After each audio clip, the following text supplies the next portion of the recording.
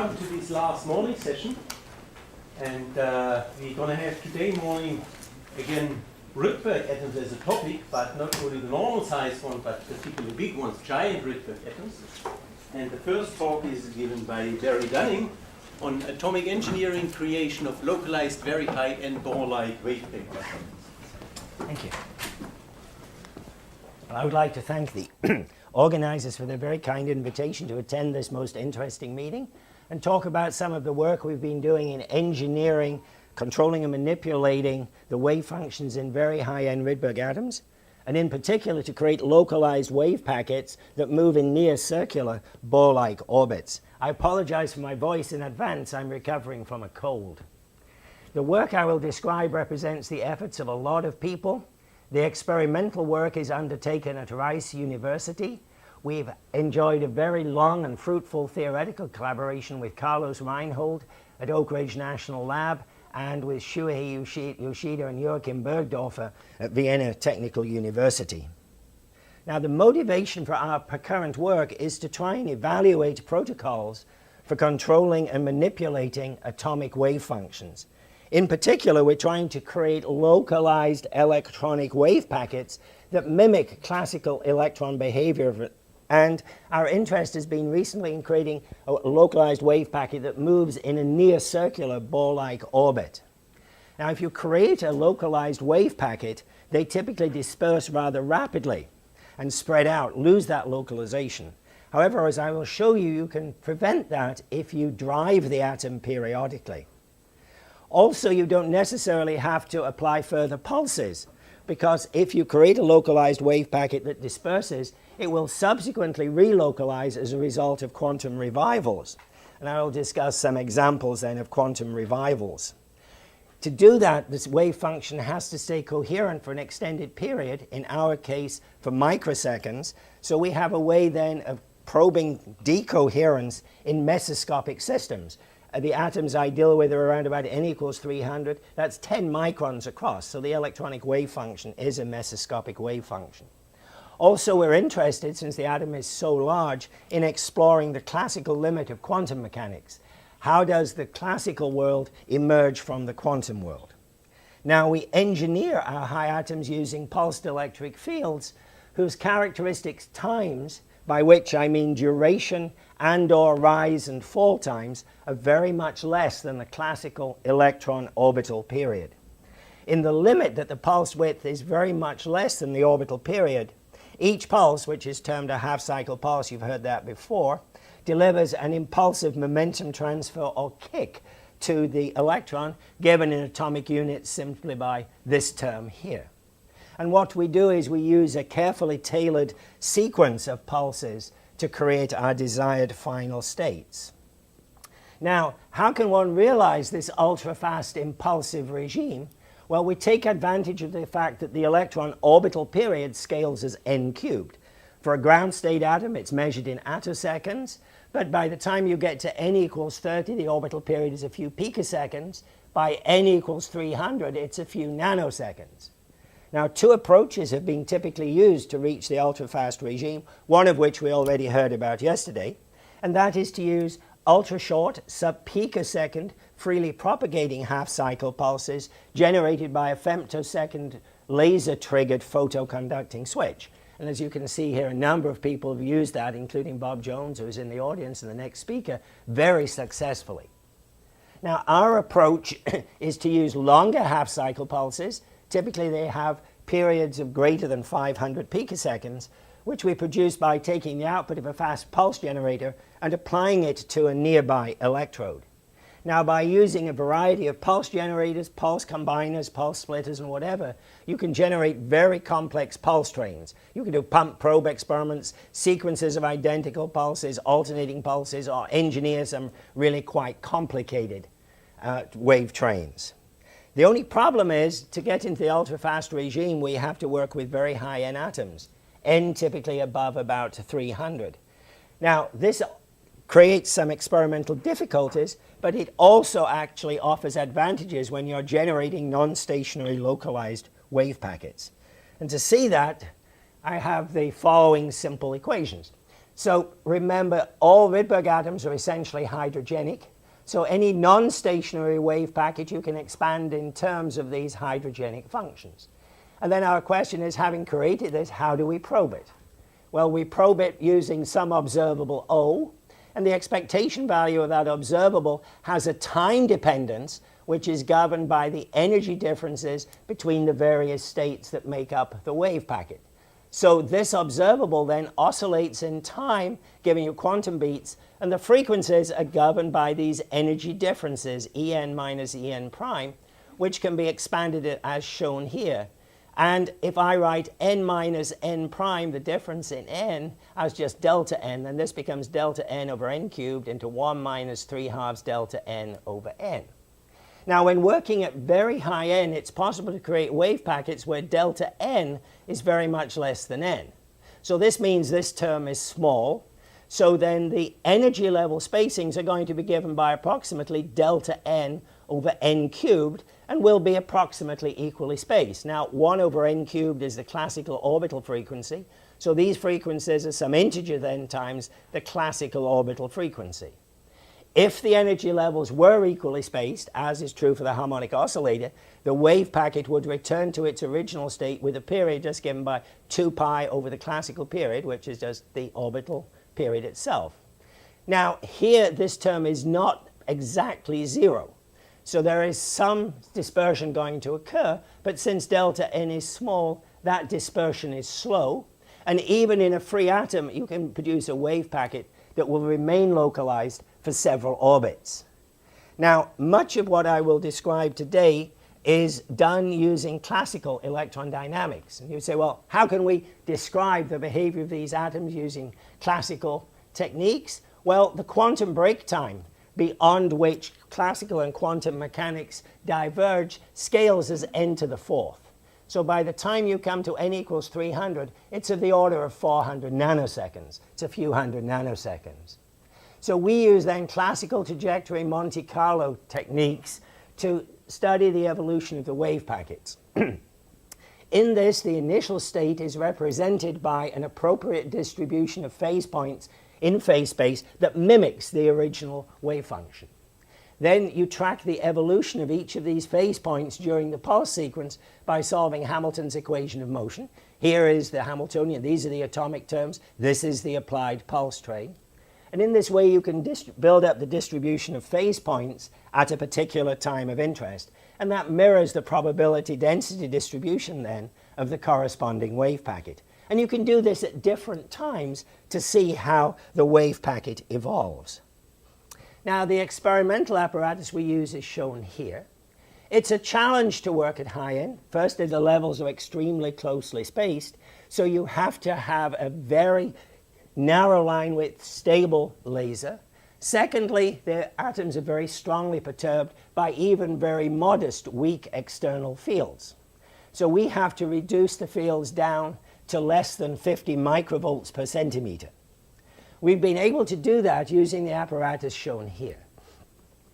We create the Rydberg atoms by photoexciting potassium atoms in a tightly collimated beam using the crossed output of a frequency stabilized extra cavity doubled CW dye laser. Now, we actually operate the experiment in a pulsed mode. The output of the laser is chopped into a series of pulses of about 1 microsecond width at a pulse repetition rate of 20 kilohertz. We create Rydberg atoms on about 1 out of 20 shots. Having created the Rydberg atom, we then subject it to pulsed electric fields created by applying voltages to one of these 2 orthogonal electrodes. And then we look to see the number of atoms that survive the half-cycle pulses using selective field ionization. We apply a ramped voltage to the lower plate. This produces a ramped electric field, ionize the atoms, and we detect the electrons with an electron multiplier. Now, for much of the work I will describe here, we start out by producing quasi-one-dimensional atoms, which we do by applying at the time of excitation a weak 400 microvolt per centimeter DC field in the excitation region, and then tuning the laser to excite the lowermost, redmost stark-shifted states, which are strongly polarized. And as shown here, this is the classical trajectory Monte Carlo simulation of the initial state. The nucleus is located here. The electron probability density is all over one side. This is a strongly quasi-one-dimensional state. Now we characterize the wave packets using three techniques, one of which I've already mentioned, namely selective field ionization to determine the N distribution.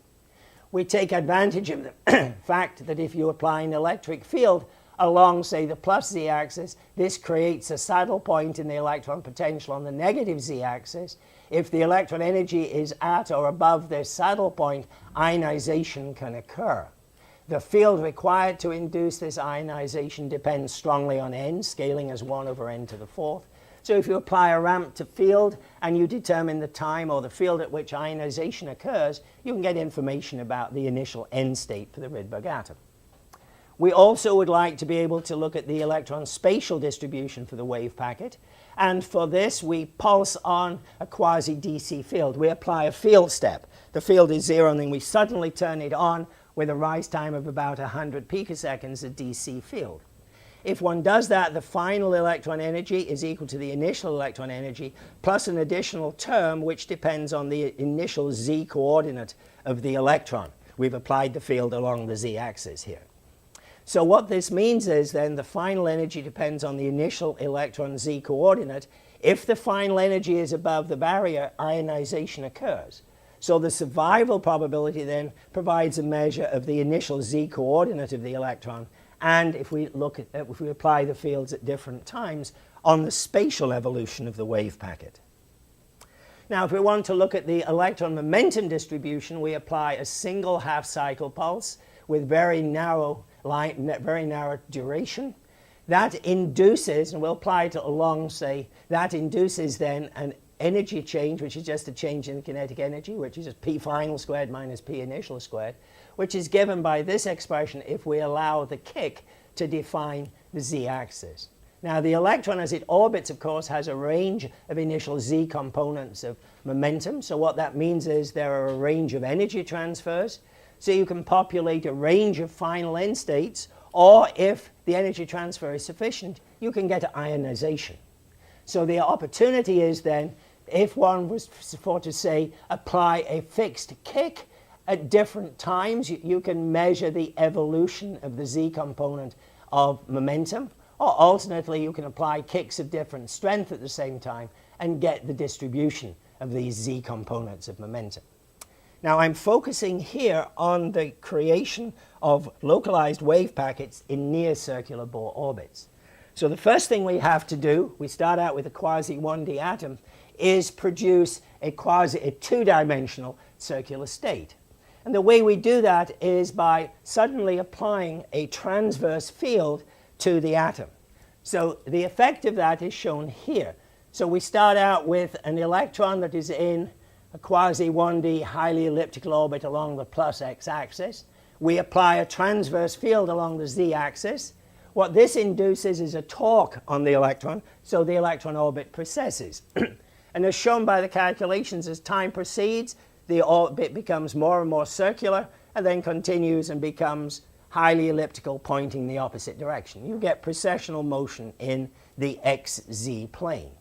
If you do a simulation of this behavior, what is shown here is the y component of angular momentum as a function of time in this electric field. Now remember, the component of angular momentum perpendicular to the plane, which is the y plane, is going to become quite large when we're in this near circular orbit around here.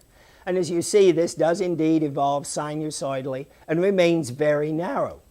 The trick then we employ to get the circular state is we suddenly turn the field off when it is, say, at this point, at this time, and that freezes the wave packet then in a near circular orbit. And this is just the probability density distribution associated with such an orbit. It is nearly uniformly distributed around the orbit. Now remarkably, if you wait a little while, the wave packet that you've produced here transiently localizes. This is illustrated by the simulation shown here. So we apply a pump field of 20 millivolts per centimeter for 22 nanoseconds. That gets us out to the maximum value of L sub y. And then we model the subsequent behavior with just CTMC simulations. And if you wait about 6 to 10 nanoseconds, you see you've got a nicely localized wave packet that as time proceeds stays localized and happily goes around the atom in a counterclockwise direction. So in a sense, we've created then the Bohr atom, a localized wave packet moving in a circle. Now, why does this work? What is the origin of this focusing in azimuth? Well, it's actually quite easy to understand. It's due to the energy change that occurs when you turn on or turn off the pump field, FZ pump. Now, if initially we turn on the field, the atom is distributed along the x-axis. So Z initial is 0, so there's very little energy transfer when we turn on the field. However, when we turn off the field, as I showed, the probability density distribution is fairly uniformly distributed around a circle.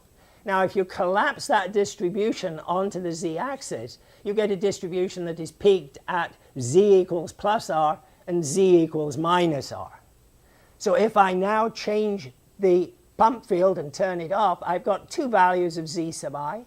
So you end up producing then a doubly peaked distribution of final end states peaked at n max and n min. And these two components are initially located on opposite sides of the nucleus. Now, since they've got different n, they orbit at different rates. So as they go around, one catches up the other, they move into phase, and then I've got a localized wave packet that moves around together. Okay? So by doing this, the wave packet will localize later, and you can follow this by monitoring either how the spatial coordinates or momentum coordinates of the wave packet evolve. So here is some experimental data. Again, we start out with 306 atoms, a pump field of 20 millivolts per centimeter for 22 nanoseconds, and then we're monitoring the time evolution of the x and the z coordinate of the wave packet using a field step. This is the survival probability as a function of delay before we apply the probe. And you see as time goes by, we start getting these very large oscillations in survival probability, demonstrating then the buildup of this localized wave packet. And as you would expect, the variations you observe looking in the x and the z directions are 90 degrees out of phase, which is what you would expect. Also, of course, if you've got this localized wave packet going around, you would expect to see variations in the momentum. And indeed, those are also seen now. So here we're probing using a half-cycle pulse, giving a scale momentum transfer of 1, which should ionize about 50% of the atoms. And what you see here is, again, the buildup of a strong oscillation in survival probability. And that corresponds then to the production of a localized wave packet in near circular orbit. Now, at late times, you notice these damp out. And that's because the two components of the wave packet have moved into phase, but they subsequently move out of phase. Okay? So you lose that localization, but at late times they can move back into phase, and you get a series of sort of classical revivals, and you can see evidence for one of these here. Now, if you keep looking for relatively late times, the wave packet completely spreads out. So this is the wave packet after 150 nanoseconds. It's pretty uniformly distributed in azimuth. But as pointed out by Carlos Stroud some years ago, that provides a good starting point for relocalizing or creating a localized wave packet.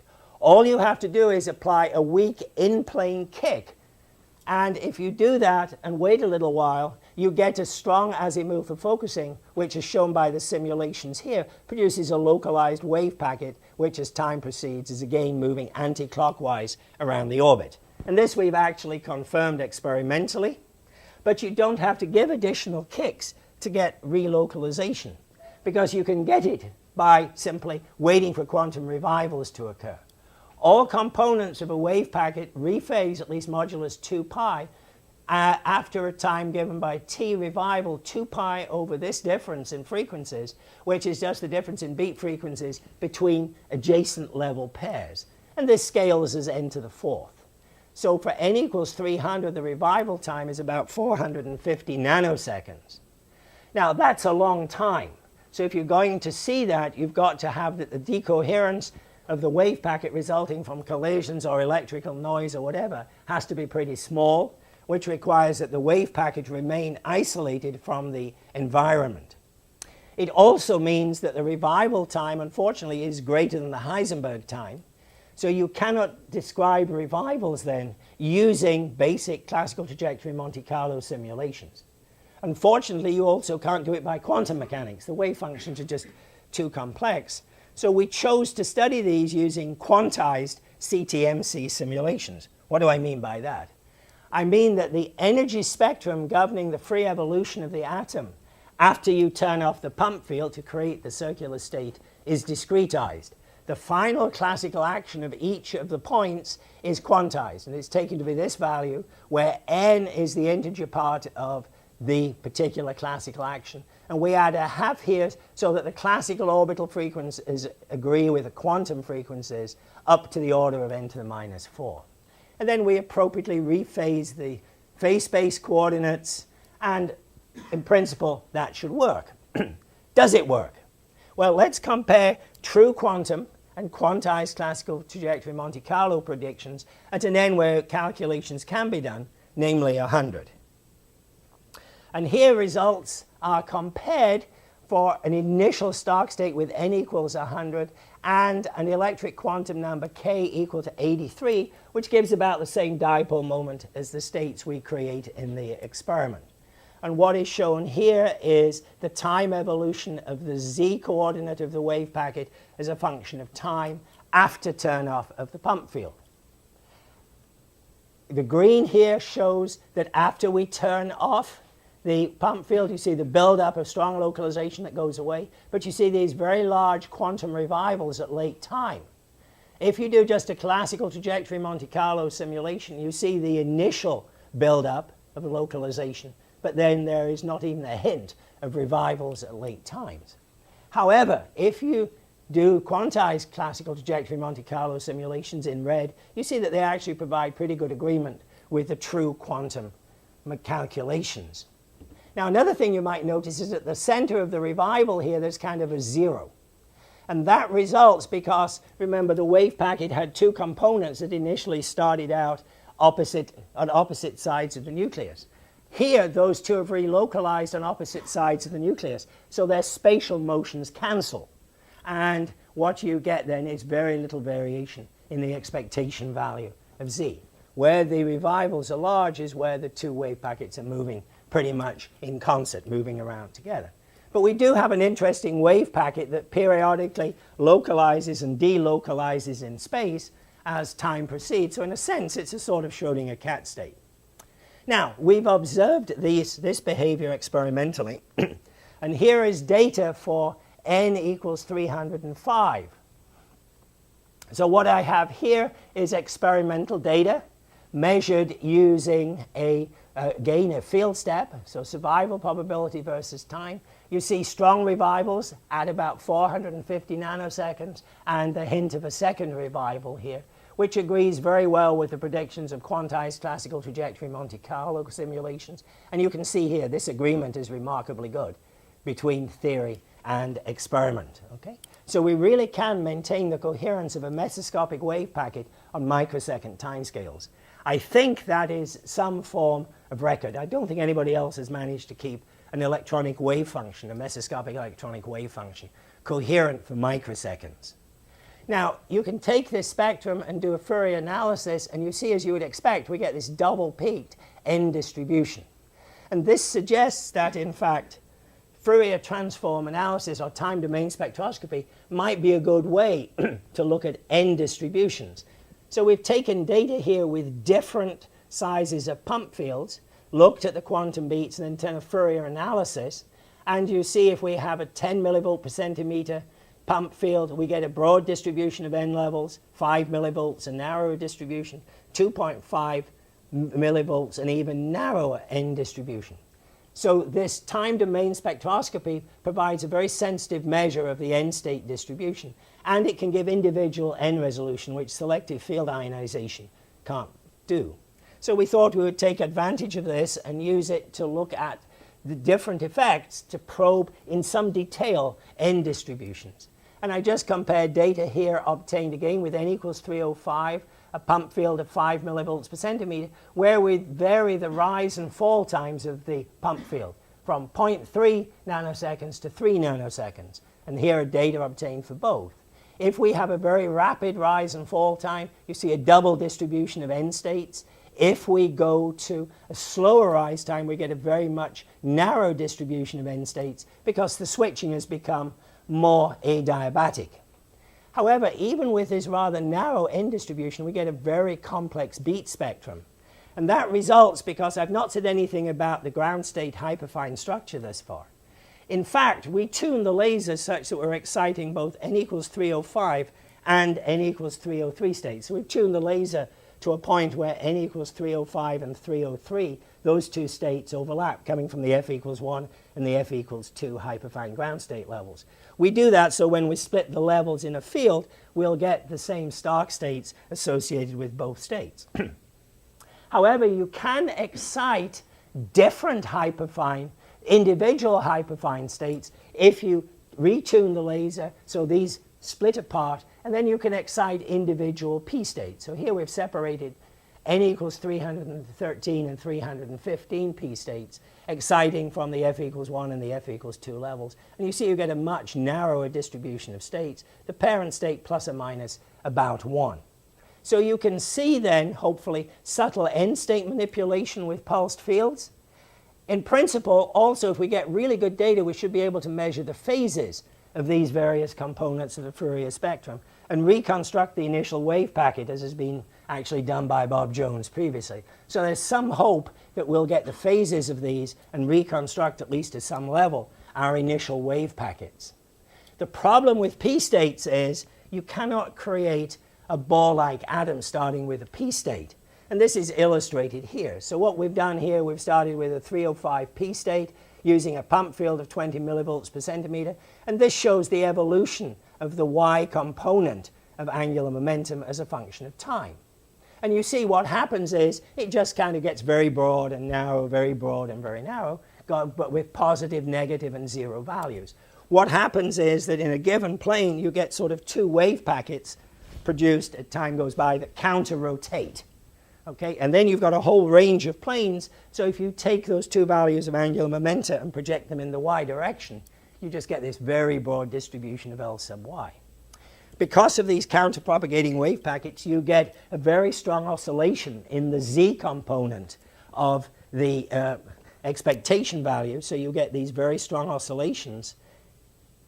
But if you look in the x or the y directions, there is no variation. Okay? So now I'd like to talk about preventing this dispersion. In other words, keeping a localized wave packet. The protocol we use to do that is illustrated here.